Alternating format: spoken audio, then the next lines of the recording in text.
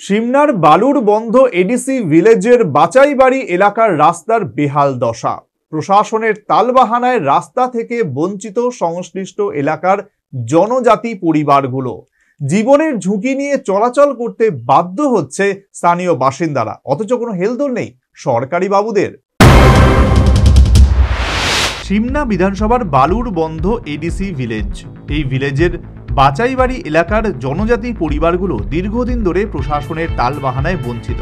দীর্ঘ ৩০ বছর যাবৎ বালুর বন্ধ এডিসি ভিলেজের বাচাইবাড়ি মতাইবাড়ি থেকে মুড়াবাড়ি পর্যন্ত যাওয়ার ৫ কিলোমিটার রাস্তাটির মেরামত কোনো সরকারই করেনি। গত দুদিন আগের ভারী বর্ষণের ফলে পাহাড় ধসে যাওয়ার কারণে একমাত্র রাস্তাটি বন্ধ হয়ে যায়।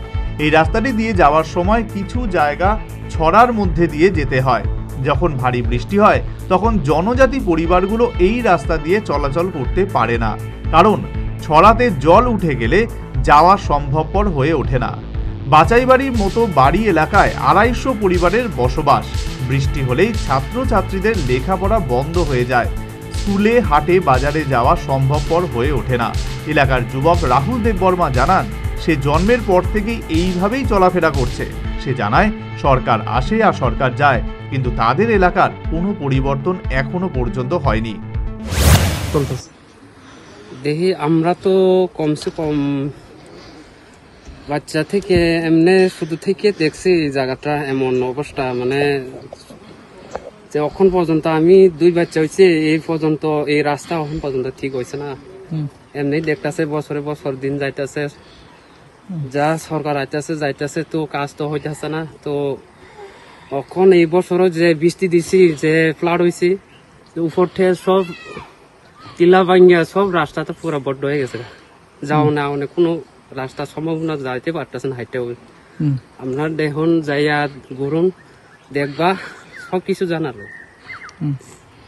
কত ফ্যামিলি আছে এই এলাকায় বাচাইবাড়ি? আমাদের মিনিমাম ২৫০-৩০০ মিনিমাম সামথিং আছে।